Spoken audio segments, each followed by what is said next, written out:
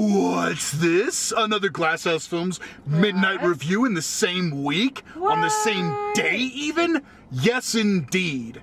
Because Sarah and I are gonna, instead of seeing what looks like a fun, colorful, happy action-adventure movie through space and time, we're gonna go watch a sad World War II movie. We're gonna go see Dunkirk. Yes, we are, and I am fascinated, and I don't even know where to start with this. Okay, I do know where to start. Christopher Nolan, I'm going to completely set aside all the crap he said about Netflix, digital filmmaking, all this stuff. I'm gonna set that aside because this is not the time or the place.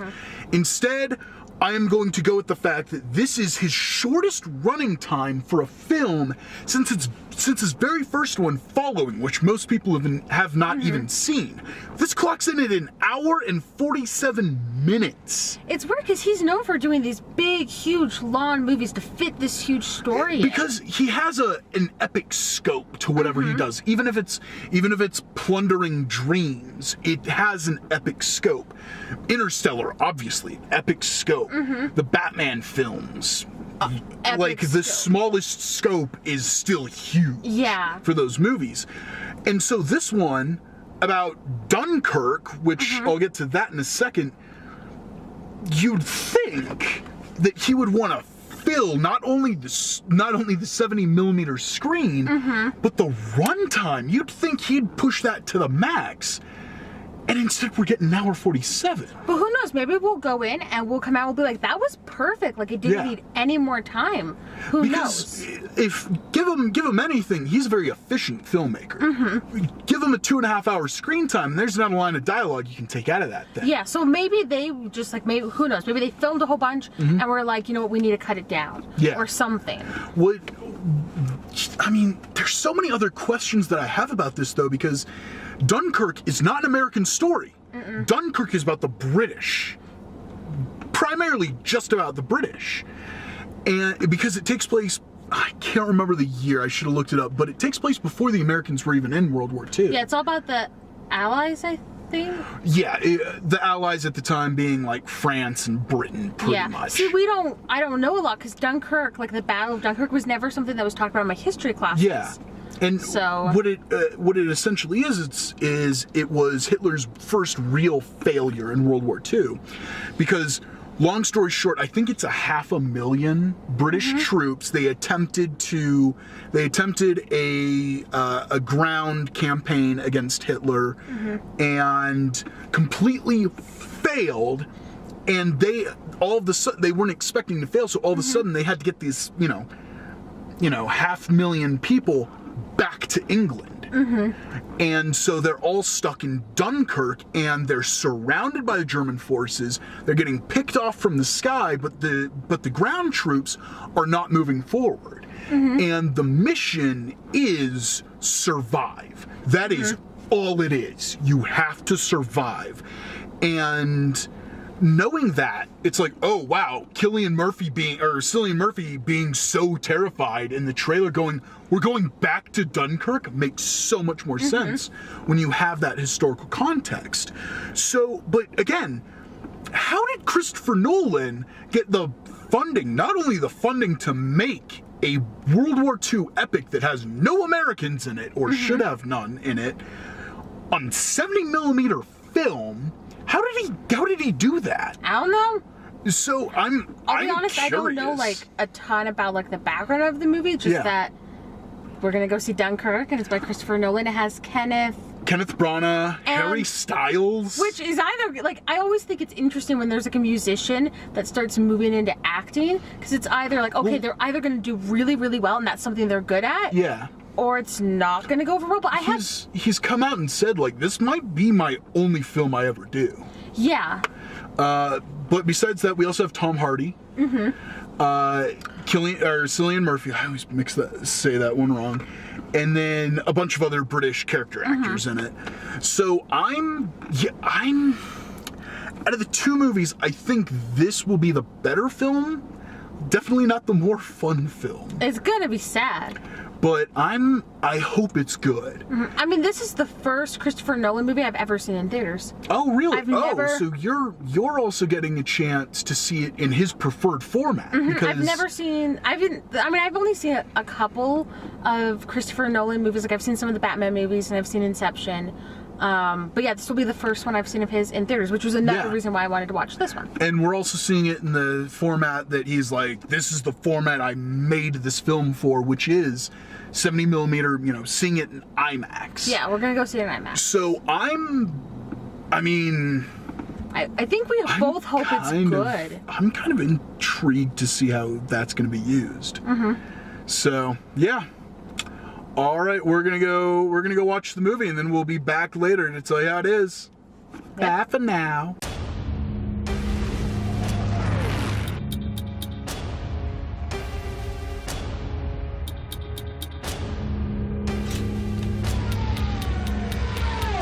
All right, here's Sarah and I, just out of Dunkirk. Yes. What'd you think of it? What'd you think of it? You want me to go first? Yes. It was okay. Like, it's not my favorite Christopher Nolan movie by any means. It's really, like, the visuals, it's really, really pretty. Like, there's some, I don't know, I like it. Like, I think there's some really, really gorgeous shots, especially the end. There's, my favorite shot is at the end of the movie. I won't say what it is, but it's really pretty. I think we have the same. Yeah, it's really, really pretty. But this, I got the basis of the story, like I understood it, but it was a little confusing. You want to get into that in a minute? Yeah. Okay. So there's that. No, I kind of wanted to say. Oh, you want to? Okay, yeah. Like the structure is, you say a little bit, I say a little bit, then we get into the details. Okay. So my little bit is, this is easily the first Christopher Nolan movie I've actively disliked. There was a lot to it I did not like, and let's get into those details. So, story. Okay. Before we get into the story, the movie starts with text. Okay. Which is fine. But the way it was presented is terrible. Yeah. Like okay. So it comes up and it's like, people at Dunkirk trying to get out. Then it goes to like people walking down the street, like in the town of Dunkirk. Okay. Another thing of text. Well, actually, the first thing of text comes back in real quick, and then they put in another thing of text slower. Okay, then people walking again, and then boom, boom, then the third piece of text, and it was just so choppy. Yeah, that's how a lot of the movie felt too. And like, I'll definitely get into the rest of the movie, but that opening, I was just like, what is this? Because at the very start, this scene that was seen in the trailers a lot. And it's where they're walking down the street and all the papers are coming down. The propaganda for the Germans is coming down, and what it has, it's like you and like all the forces around it, and it says like, Dunkirk, we're coming for you, and it's like all printed in English. And there's like so many papers coming down, which is a beautiful shot. Yeah, if you've seen the trailer, you would have seen the shot, and gorgeous it's really shot. Cool. But that's all you needed. You literally did not need to tell us all of those other things. And it's sloppy storytelling. And then, I swear, the script for this film is so thin you could just see right through it. There was what, a max of 1,000 words said in the whole movie? Well, and the problem was, so, Hans Zimmer does the soundtrack for pretty much all Christopher Nolan movies. Yeah. And so that's cool, and like the music is nice. But the problem is, I actually think this is one of Hans Zimmer's, like, the music, we'll just talk the music, easily one of the best, like, I feel like he's pushed himself with this one. He's definitely advanced with just the music. We'll get to everything else around it, but just the music. There are certain things where I'm like, he's using kind of an electronica score for this. Yeah, it was really I like elements of this. Well, I was going to say, so a problem with the script and the music is the music goes pretty much the entire time. It doesn't really ever stop. And so it's really hard when you're sitting in a theater and you hear all like the noises of the war going on and the music, and then trying to hear them do the script. I mean, maybe it's because like, maybe that's like the downside of seeing it in IMAX is because it's so loud. Yeah. But I was like, if I watch this again, I gotta watch it at home with subtitles because I missed like half the things they were saying. Yeah. Because the mute, like everything's so overpowering in the dialogue. I almost feel like Christopher Nolan's like, I want this to be not a silent film, but like no dialogue. I want to tell this all visually. And then someone stepped in and said, you have to have an X amount of words. And so he did it. And he's like, well, I'm going to screw with the mix so you don't even hear it. Because anytime they were in the planes, did not hear him in the planes. Which is frustrating because it's like, oh, what is Tom Hardy saying? Yeah. Who knows? And so kind of going along with what you said about the music, in that okay, before I state that, Hans Zimmer is bombastic. That's okay. But it's the music combined with the sound design. Mm-hmm. I have an intense headache right now. It was so loud and so unnerving. It was, I know what it is. It's Christopher Nolan going, I want this to be an experience. And it's like, I wanted a movie. I did not need an experience. If you do your job right, I don't have to be there. I can watch it and get the feel. You don't punish your audience like this. And I felt punished for going and seeing it in IMAX. You told me, like, when we were in the middle, probably like around the middle of the movie, 30 minutes in, you were like, hey, if this gets too loud, we can leave. And I was like, well, I mean, it was loud, but now I feel bad because I was like, I just wanted to finish the rest of the movie because I didn't want to have to go pay to see it again. Yeah. And now I'm like, oh, well, I had hoped it would be really good in IMAX, but it's just so loud. It's so concussive. It's just, it was not. It's a war movie. I know it's not supposed to be enjoyable. I couldn't really enjoy any other part of this movie. I couldn't think about any other part of this movie properly. I mean, I like loud things. Like, I go to loud concerts. I'm always up front. Like, I'm right by the speakers. But this was just like a different kind of loud that's not enjoyable. And it wasn't the way. It wasn't a slow build either.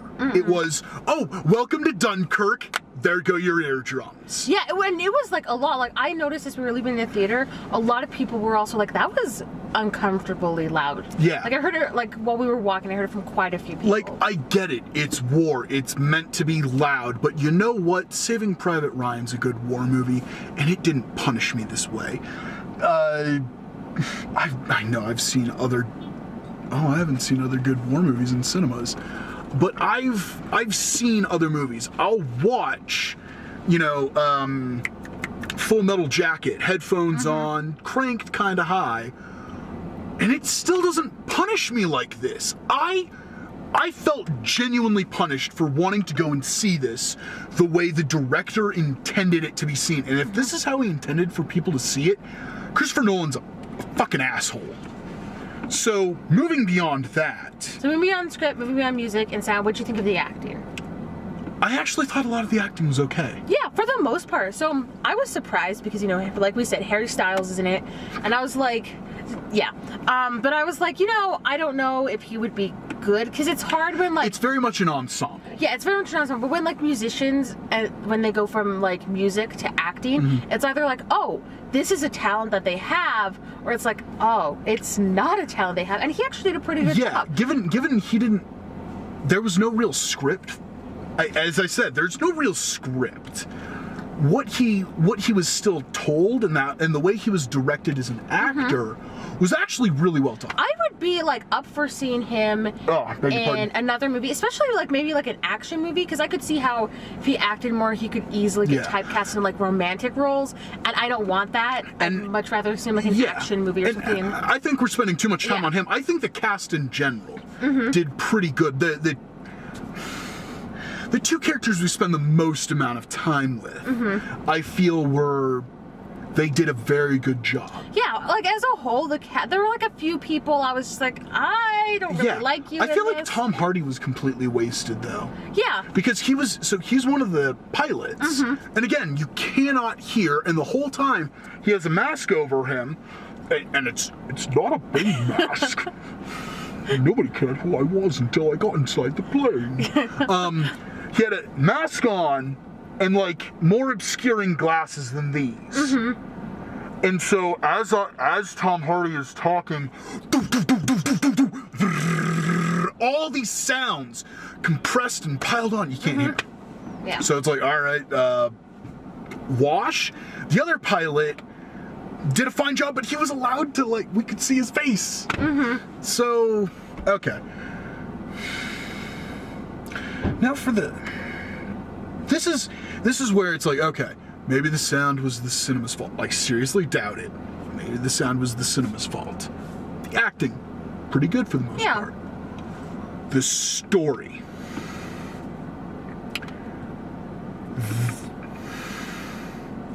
This did not need to be non-linear. Yeah. The fact that it was told the way it was lessened the impact of everything. Because I was too busy trying to go, wait, does this take place? Wait, what? Then once you figure out it's non-linear, then you're like, oh, okay. Then you're jumping back and forth. So you're not allowed to like sit and really stew with some characters. Like sometimes non-linear stories can work really well. He did it before. Batman Begins, Prestige, Inception. Yeah, that's true. But this one, it was just like I mean, they say, so when you watch the movie, they say, they're like, okay, this is when this story happens, this is when this story happens. Or like, that's what I thought it was. Or maybe it was like, I think it was more like, this is the duration. So yeah, a title card comes up and says 1 mole, 1 week. Yeah, and that's when they're on Dunkirk. Yeah, and I'm like, okay, are we going to stick with these guys for a week? Or what? Then you end up finding out that's how long it takes to cross the channel. Yeah. Goes to the boat guys. Oh, totally forgot to mention them. All of them were really good. And Cillian Murphy with them. Yeah, really that was actually real. I was surprised. Really Best good. part of the movie, in my opinion. Besides some of the airplane stuff. Yeah. And then, so, boat guys, 1 day. Plane guys, 1 hour. Yeah. 1 hour to cross. And so by the time you get to the 1 hour, you're like, oh, got it. That's what you mean. And then the way the story is presented, along with the music, you never feel like you get out of the first act. Yeah. Because it's with the language of cinema, movies are presented in this way to introduce you to the movie.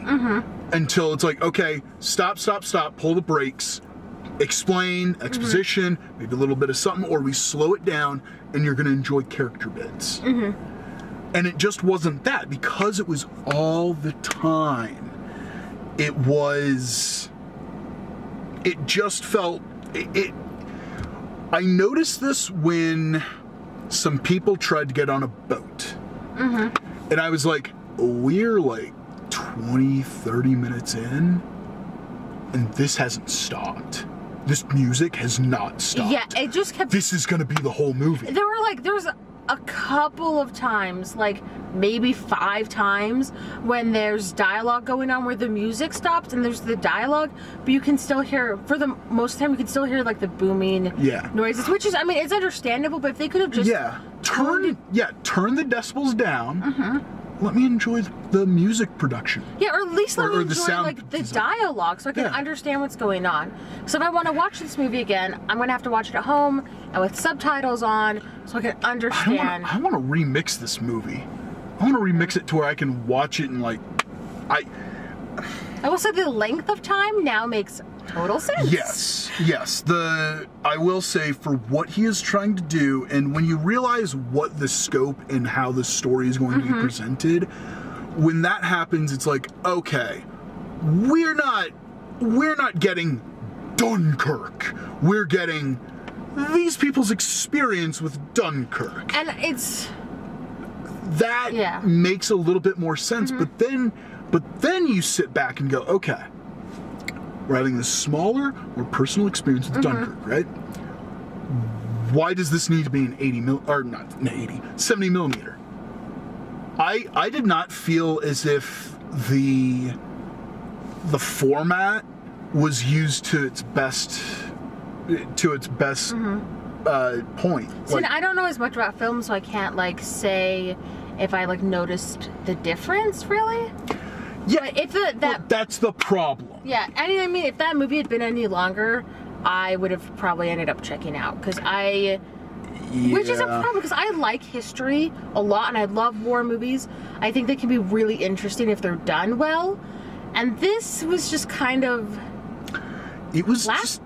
lacking, lackluster. I was a little sad. I mean, if I had to rate this out of 10, I'd probably give it 6 out of 10, maybe 6 out of 10, 6 out of 10 probably, because there were some really good things about the movie and some things that Christopher Nolan did really well. Yeah, but as far as telling a story, presenting it well, and making me care about even more than 3 people, fail all around. It was a failure. I mean, I haven't seen a lot of Christopher Nolan's movies. I've seen 2 of the Batmans, Inception, and then this. So this is definitely the weakest movie, for sure. But I'm just I was kind of looking forward to it. And yeah. I mean, I want to make it clear, I do genuinely like this dude's work. I enjoyed following Insomnia, Memento, all the Batman movies, Prestige, Inception. I'm not a big fan of Interstellar after the fact. And this one was just... It was not good. It was not good. I would not recommend seeing this in IMAX. Stay away from it in IMAX. Please don't see it in IMAX.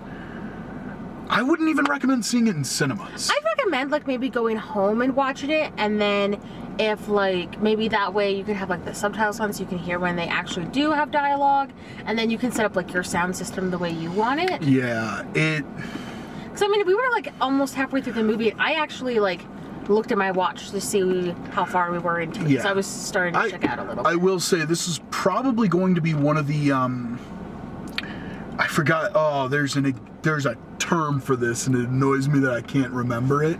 But this is kind of a benchmark movie. So if you have a big sound system and you got all these subwoofers and you got 7.1, beg your pardon, 7.1 surround sound. This is a movie you're gonna pop in for that only. I don't want to revisit this. Not only do I not want to revisit it, I don't even want to give it a second chance. I might give it a second chance, once it's come out on video on demand or something. Maybe I'll give it a second chance. You can watch it and tell me, okay, no, you need to go back and watch it. I get codes a lot to get free movies for video on demand, so that's probably what I'll use one of those codes for. Yeah, but don't see it. It's not... I mean... cool that there's still a filmmaker that really wants to use 70mm, that not only wants to use 70mm, but wants to shoot on film. And it's nice the to colors hear were good. The story of Dunkirk, because I didn't know much about it. As an American. Yeah, as an American, I don't know much about Dunkirk. So it was nice to actually know the story, and now I want to do my own research and learn more about Dunkirk. I want to see if the British put out another movie about it so I could just watch that. But it's okay. Maybe better luck next time, Christopher Nolan. I'm gonna go home and just pass out and hope this headache goes away in the morning.